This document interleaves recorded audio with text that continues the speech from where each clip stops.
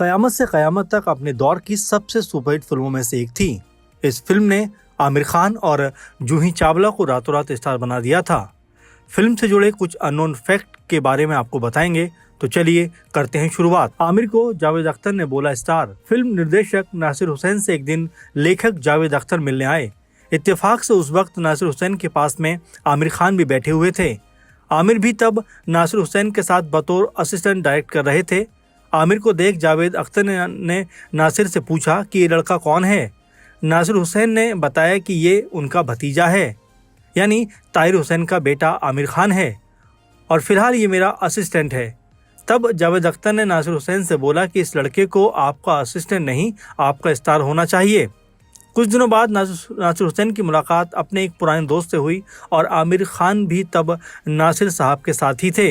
नासिर हुसैन के दोस्त ने जब आमिर के बारे में पूछा तो नासिर साहब ने उनसे कहा कि ये आमिर है, मेरा भतीजा, ये मेरी अगली फिल्म का स्टार भी है। नासिर हुसैन की ये बात सुनकर आमिर खान मन ही मन बहुत खुश हुए। उन्हें यकीन हो गया कि उनके अंकल उन्हें लेकर कोई फिल्म बनाने जा रहे हैं। कुछ दिन बाद नासिर हुसैन ने आमिर खान को बता भी दिया कि वो उनके साथ एक लव स्टोरी बेस्ड फिल्म शुरू करने जा रहे हैं। नफरत के वारिस कैसे बनी क़यामत से क़यामत तक। ये वही वक्त था जब नासिर हुसैन के पुत्र मंसूर खान भी स्क्रिप्ट पर काम कर रहे थे। मंसूर खान ही उसे डायरेक्ट भी करने वाले थे। उस स्क्रिप्ट पर बनने वाली फिल्म का नाम मंसूर ने रखा था, जो जीता वही सिकंदर। दूसरी तरफ आमिर खान के साथ मंसूर के पिता नासिर हुसैन जो फिल्म बनाने जा रहे थे, उनका नाम था नफरत के वारिस। मगर तभी नासिर हुसैन की तबीयत खराब हो गई। क्योंकि उनकी बाईपास सर्जरी हुई थी, तो अब वो किसी फिल्म को डायरेक्ट करने की स्थिति में नहीं थे। एक दिन नासिर हुसैन ने अपने बेटे मंसूर खान से कहा कि तुम्हारी स्क्रिप्ट अभी पूरी तरह तैयार नहीं है, मेरी स्क्रिप्ट रेडी है, तो तुम ही मेरी फिल्म को डायरेक्ट कर लो। मंसूर इसके लिए राजी भी हो गए, लेकिन उन्होंने अपने पिता नासिर हुसैन से ये भी कहा कि वो अपने हिसाब से स्क्रिप्ट में बदलाव करेंगे। नासिर हुसैन की उस स्क्रिप्ट पर उनके अलावा आमिर खान और उनकी बेटी नुसरत खान भी काम कर रही थीं। मगर अब चूंकि मंसूर खान उस फिल्म को डायरेक्ट करने जा रहे थे, तो स्क्रिप्ट मंसूर ने उस तरह से बदलाव कर लिया। यूँ तो नासिर हुसैन मंसूर के लिए किए गए कई बदलावों से सहमत नहीं थे, पर चूंकि डायरेक्शन मंसूर ही करने वाले थे, इसलिए उन्होंने कोई खास विरोध भी नहीं किया। शूटिंग शुरू होने से पहले फिल्म का नाम भी बदल दिया गया। जैसा कि ऊपर बताया गया कि एक जगह पहले फिल्म का नाम नफरत के वारिस रखा गया था, मगर अब नाम बदलकर क़यामत से क़यामत तक कर दिया गया। लेकिन ये नाम मंसूर खान ने नहीं बदला था, ये नाम खुद नासिर हुसैन ने बदला था, और मंसूर खान को भी ये नाम सही लगा। आमिर नहीं, संजीव कुमार होते हीरो। जिस वक्त नासिर हुसैन ने क़यामत से क़यामत तक की कहानी पर काम करना शुरू किया, उस वक्त उनकी प्लानिंग थी कि वो संजीव कुमार को बतौर हीरो या शम्मी कपूर को बतौर हीरो लेंगे। मगर मंसूर खान के हाथ में जब फिल्म के निर्माण की जिम्मेदारी आई, तो उन्होंने अपने पिता से साफ कह दिया कि फिल्म के कलाकार वही चुनेंगे। वैसे भी वो इतने सीनियर कलाकारों के साथ में काम नहीं कर सकेंगे। इस तरह शम्मी कपूर का पत्ता फिल्म से कट गया और संजीव कुमार जी तो पहले ही दुनिया को अलविदा कहकर चल बसे थे। साल 1966 में नासिर हुसैन ने एक फिल्म बनाई थी जिसमें शम्मी कपूर हीरो थे। उस फिल्म का नाम था तीसरी मंजिल। वो पहला मौका था जब नासिर साहब ने संगीत का जिम्मा पंचम दा को दिया था। तीसरी मंजिल के बाद तो नासिर हुसैन ने भी जो भी फिल्म बनाई उसका गीत संगीत पंचम दा ने ही कंपोज कराया। लेकिन क़यामत से क़यामत तक फिल्म के लिए उनके बेटे मंसूर खान ने आनंद मिलिंद को चुना, जिनके साथ वो एक शॉर्ट फिल्म बना चुके थे। वैसे तो आनंद मिलिंद के फिल्मी करियर का आगाज पहले हो चुका था, मगर उन्हें कोई बड़ी सफलता अब तक नहीं मिली थी। जो ही ऐसे बनी आमिर की हीरोइन। जब आमिर खान की हीरोइन चुनने की बारी आई, तो कई लड़कियों के ऑडिशंस लिए गए। आमिर खान खुद भी सेलेक्टर्स में से एक थे। बताया जाता है कि आमिर खान ने ही जूही चावला का नाम सुझाया था कि क़यामत से क़यामत तक फिल्म में उनकी हीरोइन जूही चावला होनी चाहिए। जूही चावला सल्तनत नाम की फिल्म में काम कर चुकी थी, जबकि आमिर खान भी केतन मेहता की फिल्म होली में नजर आ चुके थे। जूही चावला के बारे में ये भी जान लीजिए कि उन्होंने बी.आर. चोपड़ा के महत्वाकांक्षी प्रोजेक्ट महाभारत में द्रौपदी का किरदार निभाने के लिए भी हामी भर दी थी। लेकिन क़यामत से क़यामत तक फिल्म ऑफर होने के बाद जूही चावला ने महाभारत छोड़ दिया था। दिलीप ताहिल और गोगा कपूर की एंट्री। जब दिलीप ताहिल को आमिर खान के पिता का रोल निभाने के लिए दिया गया, तो उन्होंने नासिर खान से बात की। दिलीप ताहिल ने नासिर खान से पूछा कि उन्हें आमिर खान का रोल निभाने के लिए क्यों नहीं चुना गया। नासिर खान ने उन्हें बताया कि बुनियाद सीरियल में जो काम उन्होंने किया था वो सबको बहुत पसंद आया, इसलिए आमिर के पिता का रोल निभाने के लिए उनको चुना गया है। आलोकनाथ को भी बुनियाद सीरियल में उनके शानदार काम के चलते क़यामत से क़यामत तक में चुना गया था। वहीं जूही चावला के पिता के रोल के लिए चुना गया था गोगा कपूर को। फिल्म के अन्य कलाकारों को भी चुन लिया गया था, जिनमें नामी खलनायक अजीज साहब के बेटे शहजाद भी थे। शहजाद आमिर खान के दोस्तों में एक थे। आमिर खान के छोटे भाई फैजल खान को भी एक छोटा सा रोल इस फिल्म में निभाने के लिए कहा गया। और ये भी जान लीजिए कि आमिर और मंसूर के भतीजे यानी नुज़हत खान और अनिल पाल के बेटे इमरान खान भी इस फिल्म में नजर आए थे।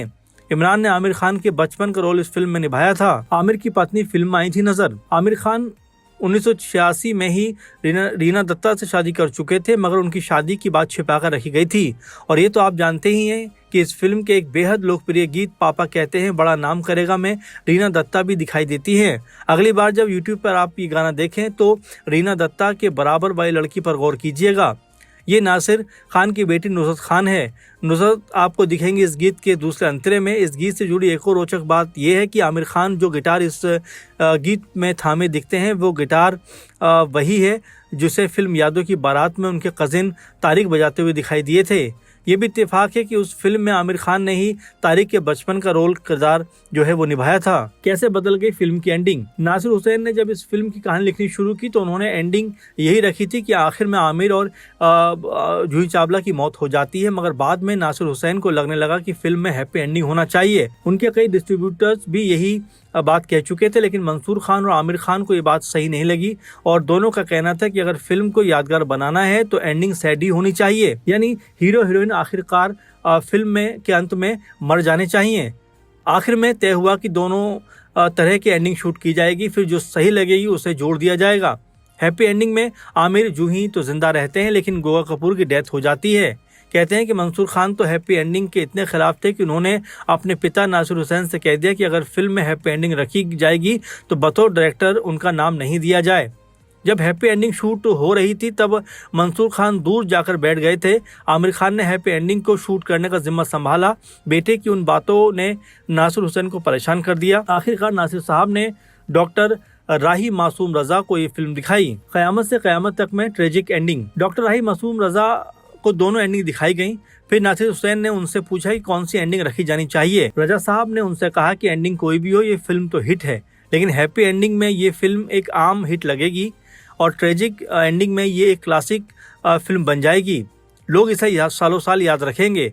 रजा साहब की बात मानकर नासिर हुसैन ने क़यामत से क़यामत तक फिल्म में ट्रेजिक एंडिंग ही रखी, लेकिन एक चुनौती भी उन्हें फेस करनी पड़ी। दरअसल बॉम्बे टेरिटरी में कोई भी डिस्ट्रीब्यूटर इस फिल्म को खरीदने को तैयार नहीं हो रहा था। ऐसे में नासिर हुसैन ने खुद ही बॉम्बे टेरिटरी में फिल्म का डिस्ट्रीब्यूशन करने का फैसला किया। आमिर ने चिपकाए ऑटो पर पोस्टर। आमिर खान, राज जोशी और जूही चावला ने अलग अंदाज में इस फिल्म की मार्केटिंग की।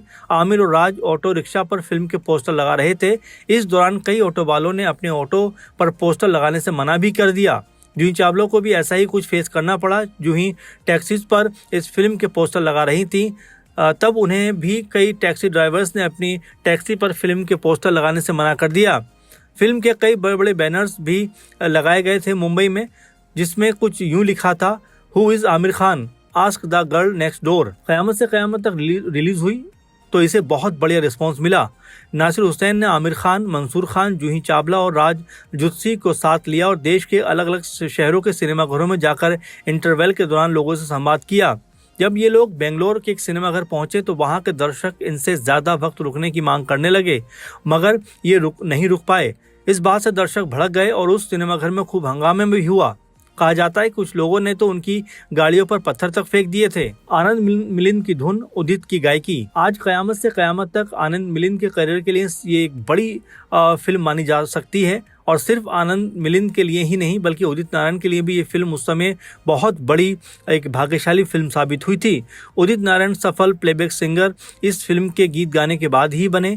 पापा कहते हैं बड़ा नाम करेगा गीत के लिए उदित नारायण को उनके करियर का पहला film fair male playback singer का अवार्ड मिला था। मजरू सुल्तानपुरी जी ने इस फिल्म के गीत के लिए उनको बेस्ट लिरिसिस्ट का अवार्ड मिला था, जबकि इस फिल्म के लिए आनंद मिलिंद को उनके करियर का पहला इकलौता बेस्ट म्यूजिक डायरेक्टर का अवार्ड भी दिया गया। इस फिल्म को ही उस साल का बेस्ट फिल्म का अवार्ड भी दिया गया। इसके डायरेक्टर मंसूर खान को बेस्ट डायरेक्टर, आमिर खान को बेस्ट मेल डेब्यू अवार्ड दिया गया था, जूही चावला को बेस्ट फीमेल डेब्यू। हालांकि आमिर जूही को ये अवार्ड दिए जाने का लॉजिक समझ से परे था, क्योंकि ये दोनों ही पहले डेब्यू कर चुके थे। आमिर को नहीं मिला अवार्ड। आमिर खान होली में और जूही चावला सल्तनत में काम कर चुके थे। खैर, ये दोनों बेस्ट एक्टर और बेस्ट एक्ट्रेस की कैटेगरी में नॉमिनेट भी हुए, मगर अवार्ड इनको नहीं मिला। उस साल बेस्ट एक्टर अवार्ड तेजाब फिल्म के लिए अनिल कपूर को और बेस्ट एक्ट्रेस अवार्ड खून भरी मांग फिल्म के लिए रेखा को दिया गया था। क़यामत से क़यामत तक के स्क्रीन प्ले के लिए नासिर हुसैन को बेस्ट स्क्रीन प्ले अवार्ड दिया गया। किरण देवहंस को बेस्ट सिनेमेटोग्राफी का अवार्ड दिया गया। ये किरण देवहंस की पहली फिल्म थी। उस साल के राष्ट्रीय फिल्म पुरस्कारों में क़यामत से क़यामत तक को best popular film providing wholesome entertainment award दिया गया था और आमिर खान को स्पेशल मेंशन दिया गया था। फिल्म सबसे बड़ी हिट साबित हुई। क़यामत से क़यामत तक फिल्म अलका याग्निक के करियर के लिए भी बहुत अहम मानी जा सकती है। इस फिल्म के 4 गीतों में फीमेल वॉइस की जरूरत थी। इन चारों गीतों को अलका जी ने ही आवाज दी थी। इस तरह ये पहली फिल्म बनी जिसमें फीमेल वॉइस तो सिर्फ अलका याग्निक की ही ली गई। क़यामत से क़यामत तक 1988 की तीसरी सबसे बड़ी कमाई करने वाली फिल्म थी। इस साल नंबर 1 पर रही अनिल कपूर की फिल्म और माधुरी की फिल्म तेजाब, और नंबर 2 पर अमिताभ बच्चन की चर्चित फिल्म शहंशाह थी। तो कैसा लगा आपको क़यामत से क़यामत तक की अननोन फैक्ट, जरूर कमेंट करके बताइए और अपने विचार हमारे साथ जरूर साझा करते रहिए। फिलहाल इस प्रोग्राम में इतना ही। आप लगातार बने रहें। धन्यवाद।